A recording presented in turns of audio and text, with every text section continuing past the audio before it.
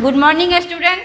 इसके पहले भी मैं पढ़ा चुकी हूँ और फिर पढ़ाने जा रही हूँ। इसको आप ध्यान से देखेंगे और बुक में भी अच्छी तरह से भरना है, इसको सोच समझ कर पहले पूरा पढ़ना है सेंटेंस को। ठीक है बेटा, कविता भी याद कीजिएगा तभी आप भर पाइएगा कि क्या भरना है इसमें। एक तो भर चुकी हूँ और दूसरा ये खा का है। रेंग रेंग कर चलता है सांप या सांस है, सांप और सांस है। तो रेंग रेंग का सांस तो नहीं चलती है सांप, तो यहाँ क्या भराएगा? सांप, ये भराएगा, ये सांप। फिर है गौ, शेर का राजा। यहाँ है जंगल और मंगल। अब मंगल के तो होगा नहीं, शेर क्या होता है? जंगल का राजा होता है। तो यहाँ क्या भरेंगे बेटा? जंगल। ज पर अनुस्वार है, यहाँ लिखा हुआ है जंगल और अनुस्वार देंगे और ग और ल, जंगल।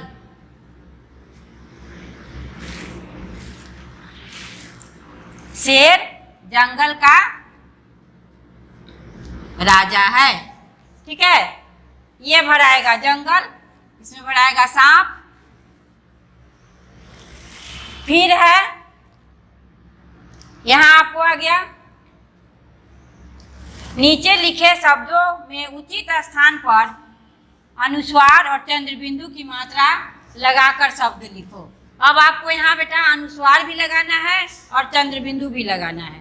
ठीक है, अनुस्वार की मात्रा भी लगा, अनुस्वार की मात्रा मैं पढ़ा चुकी हूँ इसके पहले, और चंद्रबिंदु भी बता चुकी हूँ, पढ़ा चुकी हूँ। तो आप समझ गए होंगे, मैं उम्मीद करती हूँ कि आप अच्छी तरह समझ गए होंगे। अगर नहीं समझे होंगे तो आप अपनी पेरेंट्स की सहायता से भी बुक भर सकते हैं और कॉपी में अच्छी तरह उसको बना सकते हैं।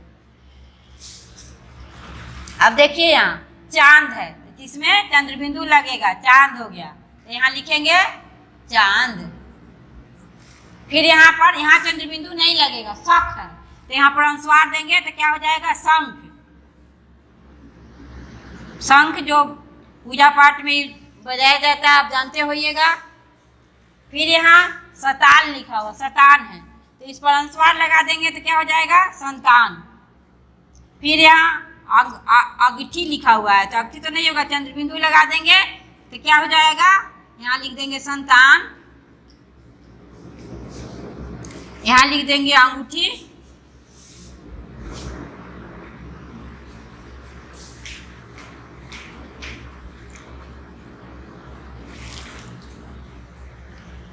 समझ में आ गया? उम्मीद करती हूँ कि आपको समझ में आ गया होगा पढ़ने, लेकिन आप इसको स्कूल की कॉपी में अवश्य भरेंगे ताकि आपको समझ में आ जाएगा। फिर नीचे दिए गए चित्रों को देखकर उनके नाम लिखिए। अब यह आपको चित्र बनाया हुआ है, अब आपको दिमाग लगाना है यहाँ बेटा कि क्या क्या चीज़ का चित्र है, उसका हमको नाम लिखना है। इसके लिए आपको सोचना होगा। तो यह शंख, 100 पर अनुस्वार की मात्रा और ख, शंख। ठीक है, ये कुआं है, यहाँ चंद्रबिंदु लगाएंगे। ठीक है बेटा, फिर ये आँख है, इसमें भी चंद्रबिंदु लगेगा, ये चंद्रबिंदु के चिन्ह है। फिर ये क्या हुआ? सांप, यहाँ भी चंद्रबिंदु लगेगा।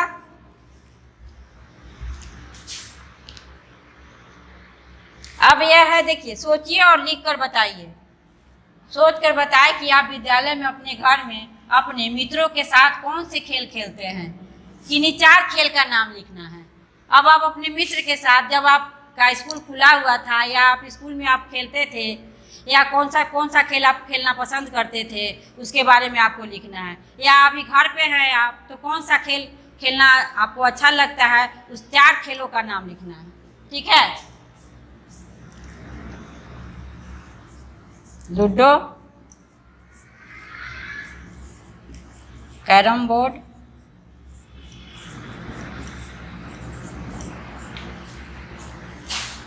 Tennis, football.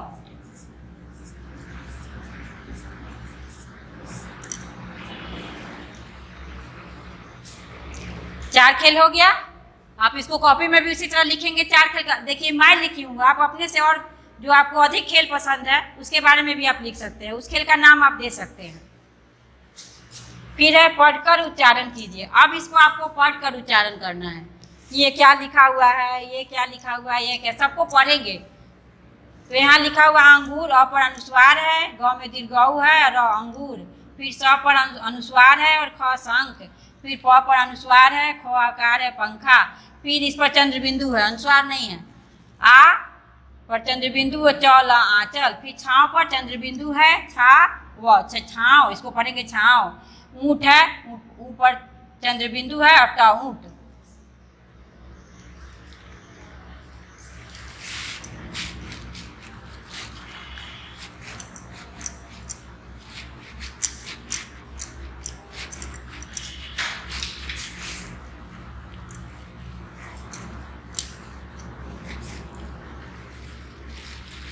अब देखिए, पहले आप ध्यान से देखेंगे बेटा तभी आपको समझ में आएगा। ये थोड़ा सा डिफिकल्ट है।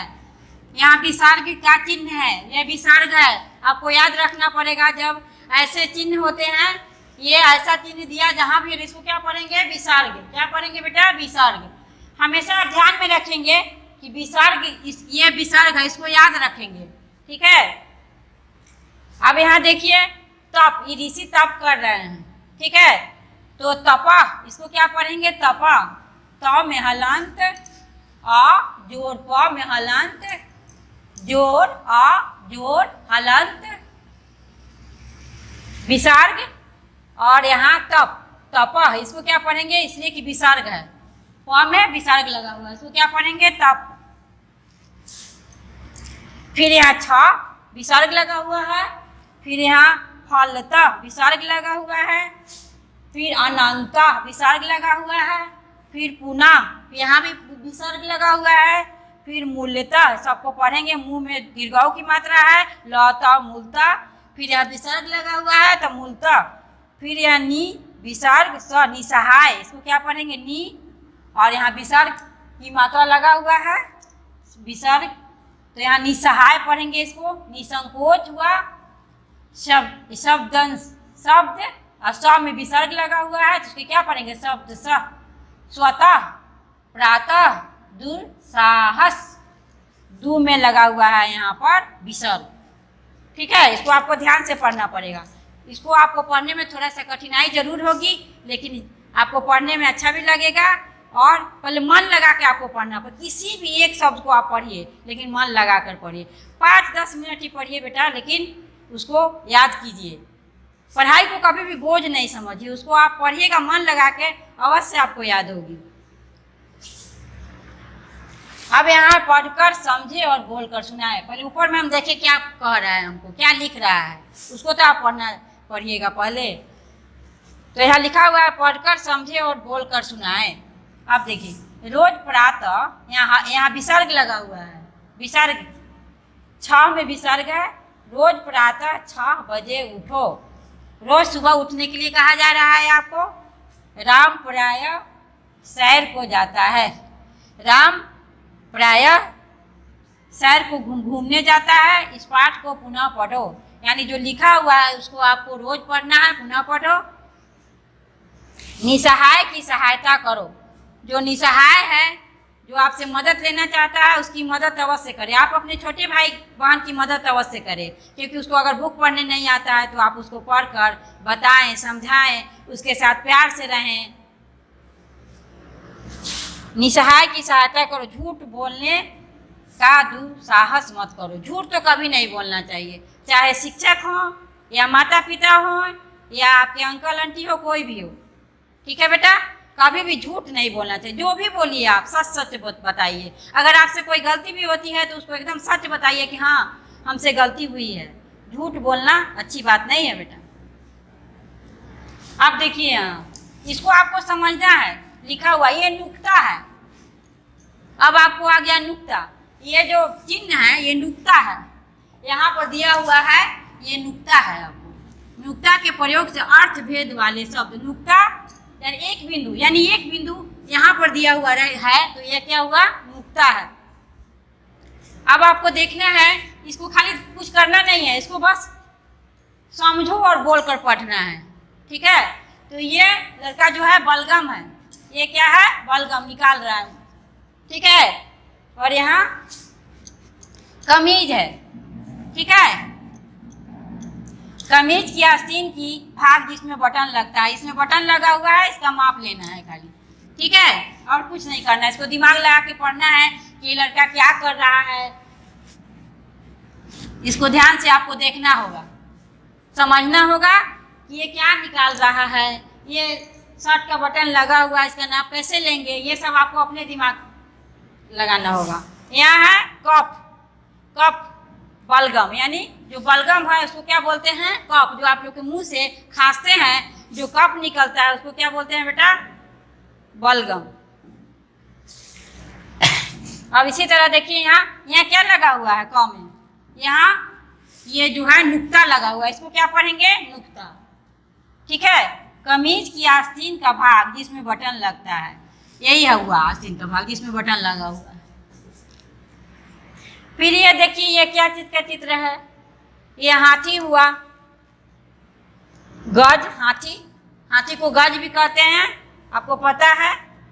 तो ये हाथी का चित्र पहले देखेंगे, उसके बाद ये जो है इसका भी लंबाई का एक माप है जो आपको लेना है, इसको देखना है और याद करना है और एक लेना है आपको। कॉपी में भी इसको आप बना सकते हैं माप लेकर। मेहनत आपको करनी पड़ेगी, दिमाग भी लगाना पड़ेगा, और इसको लिखा ही हुआ है यहाँ, देखो समझो और बोलकर पढ़ो। इसको बोलकर पढ़ना है और क्या है, और हमको मैं उम्मीद करती हूँ कि नुक्ता आपको समझ में आया होगा। नुक्ता है यहाँ देखिए बीच में, इसको है खाली बिंदु, एक बिंदु यहाँ गज में लगा हुआ है नुक्ता, ठीक है बेटा। और लंबाई का माप लेकर इसको आप स्कूल की कॉपी में अवश्य बनाएंगे, और दिमाग पहले जरूर अप्लाई करेंगे कि कैसे मेरा ये बनेगा, कैसे माप लेंगे, कैसे क्या है, बलगम है, बलगम को कफ कहते हैं, ये सब आपको समझना पड़ेगा। और दिमाग अगर नहीं समझ में आएगा तो आप अपने पेरेंट्स की सहायता लीजिएगा, और जब मैं रहूँगी तो मैं बताऊँगी, मैं बता भी रही हूँ। इसको उम्मीद करती हूँ कि आप ध्यान से सुन रहे होंगे, और इसको थैंक यू बेटा।